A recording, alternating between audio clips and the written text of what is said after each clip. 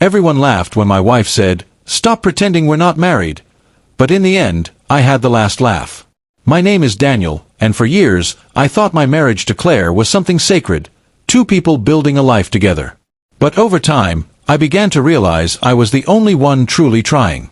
Claire had always been the kind of woman who enjoyed attention. She loved dressing up, loved being noticed, and loved hearing compliments, especially from men. I never minded that much at first. After all, she was beautiful, and I was proud to have her by my side. But things started changing when her new circle of friends began pulling her into a different lifestyle. Lavish parties, business mixers, and social events that were all about showing off. One evening, her company hosted a big corporate dinner at a luxury hotel. Claire insisted I come, but from the moment we arrived, I felt out of place. The room was filled with executives in tailored suits and women glittering in diamonds. Claire quickly drifted off to mingle, introducing herself with the same charm that once melted my heart. But when I approached her and gently placed a hand on her back, she stiffened. "Not now, Daniel," she whispered through her smile. "You're embarrassing me." I stepped back, confused. A few minutes later, one of her male colleagues asked, "Oh, Claire, who's this?"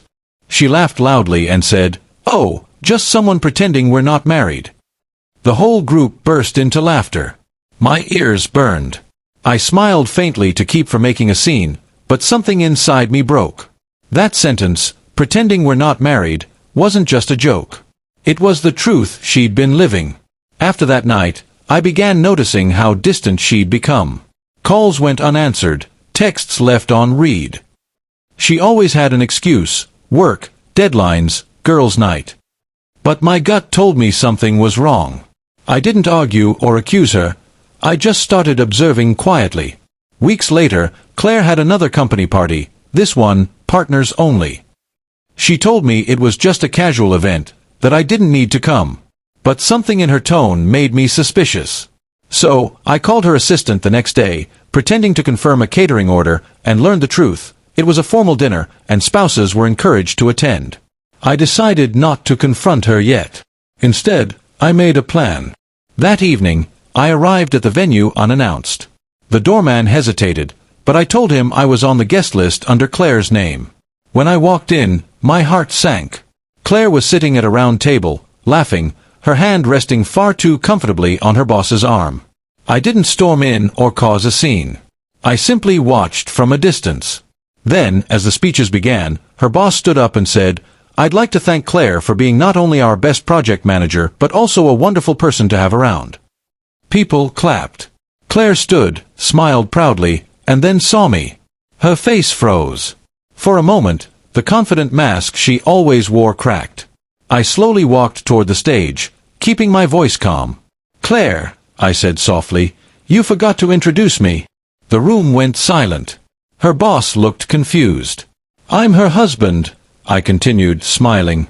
"You know, the one she jokes about pretending doesn't exist." There was a long, uncomfortable pause before a few whispers started.